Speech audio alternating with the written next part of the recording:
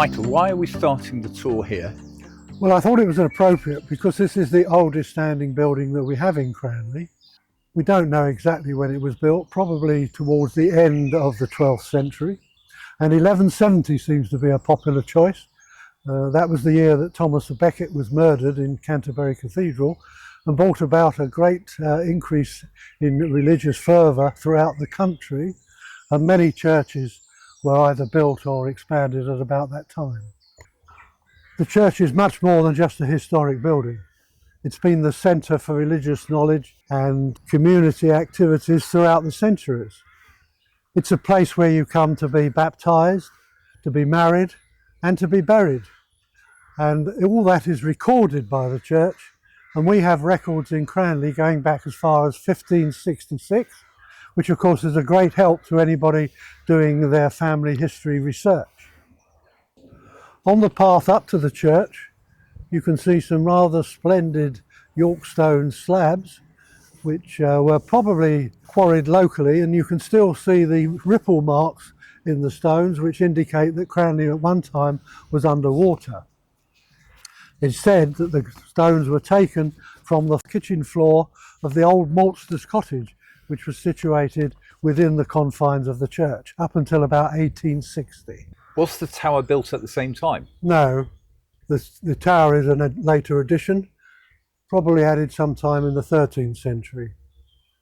You can see it's very strongly reinforced with these two buttresses either side, because many towers of this type in this country and in Europe were in danger of collapse, and so these buttresses were necessary.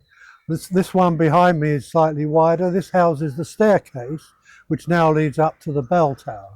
And you can tell there's a sort of military air about it from the lancet windows there, because in the event of an invasion, the tower would have been the last place of refuge for the villagers in which to retire safely. It's built of this brown stone, which is called conglomerate. It's all mined locally together with the sandstone from Pitch Hill.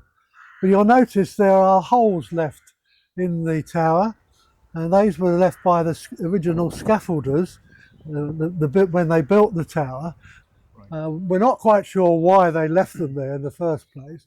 It is possible that this would have been intended to have been rendered, and they left them there so that should the rendering take place, they would still be there so that the builders could carry on rendering the tower. Is that a modern window there? This one, yes. In 1997, the tower was subject to a structural survey, and it was found to be unsafe. And so the old window that was there, the old west window, is in danger of falling out. So it was removed, and this new one inserted around about 2000. So this is our lich gate. It marks the boundary between the secular world and the spiritual world on this side. And it was built in 1880 when the churchyard was expanded and this wall was rebuilt. When it was first built, it would have had gates on to remind you that once again it was a boundary and you were entering a different world. It would have had a step here, but more recently that's been levelled off to allow for disabled access. What does the term lich mean? It's Old English for a corpse. Oh. And this is where the coffin would have been bought in ancient times and placed there for the rector to come out and bless the body before it was taken onto consecrated land. In Tudor times, an Act of Parliament was made to ensure that bodies were wrapped in wool. This was to improve our wool trade throughout the country.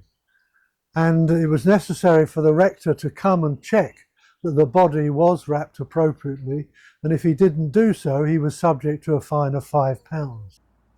You can see it's quite a substantial structure built of local sandstone, and with these wonderful arches supporting this wooden beams, and it's dedicated to the honour and memory of his servant John Bradshaw, who lived down at Knoll, and it shows you that the date was built in 1880.